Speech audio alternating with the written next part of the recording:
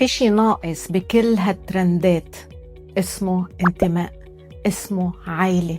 بتحاول وبتغلط وبتتعلم.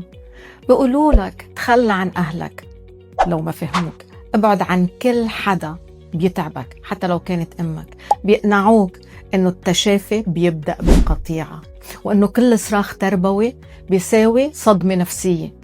بس ما حدا قالك الحقيقة. الحقيقة هي إنه الوحدة مش تعافي، والهرب ما بيخليك تحقق صحتك النفسية. الحقيقة هي إنه الأهل لازم يتعلموا كيف يخلصوا أولادهم من الضياع ومن اللي عم يسمعوه، وهذا الشيء ممكن بس إذا تعلمتوا وتدربتوا كيف تتواصلوا مع أولادكم بدل ما يهربوا لمكان آخر يتواصلوا فيه. علق بكلمة تواصل وما تضيعوا الفرصة، لأنه العلاقات مش لازم تنكسر، العلاقات لازم تتصلح.